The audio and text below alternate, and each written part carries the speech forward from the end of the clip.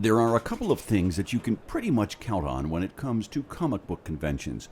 First, a long line to get into the event. Tell me, what do we got here? I think that's R2-D2. Better check his badge. Seeing lines like this, well, what does that do for you? It makes me feel good. It's very rewarding when all your year of hard work pays off, you know? Literally.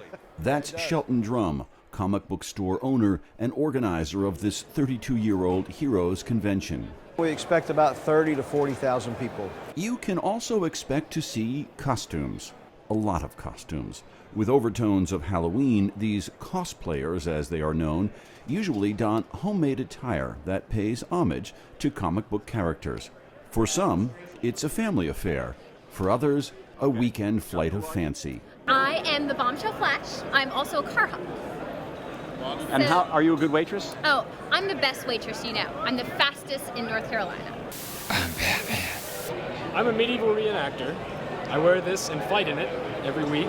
But this event is a bit more than knights in shining armor and Godzilla on the loose.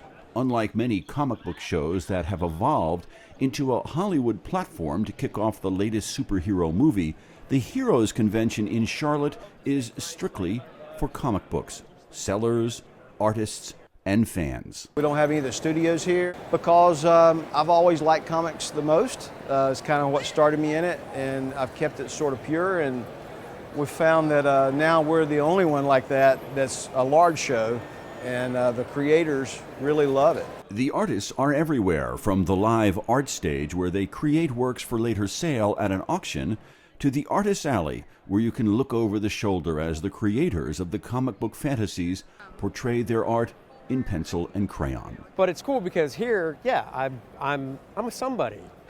People are like, you know, they want to take my picture. Marcus Hamilton of nearby Mint Hill is the artist behind the weekday Dennis the Menace comic. And I'm starting to look like Mr. Wilson now that I'm that age. And I have a little grandson that lives across the street that reminds me of Dennis. Hamilton took over from Hank Ketchum, the strip's originator, who died in 2001. Mr. Ketchum always told me, have fun with your drawing, and if you're having fun, the readers will pick up on that. If it ever stops being fun, the readers will pick up on that too, and they won't be reading your strip.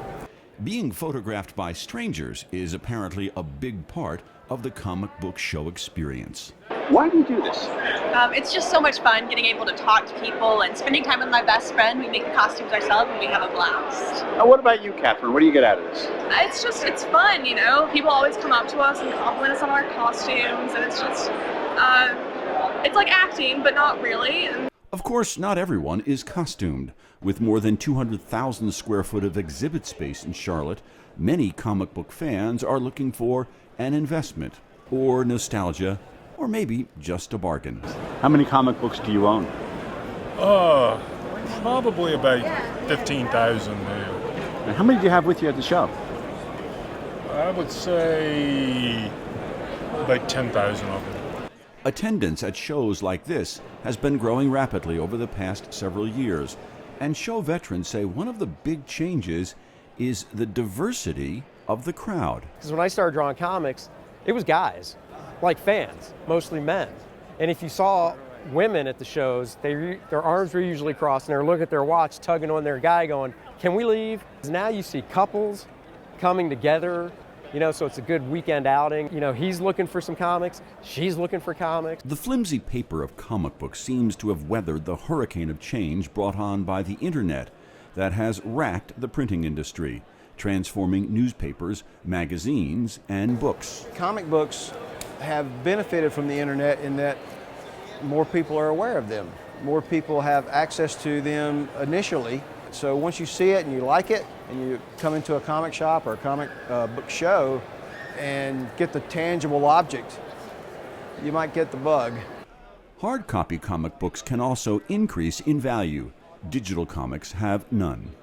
As the line of characters and patrons anxiously waits to get into the comic book show, some are here to see, others to be seen.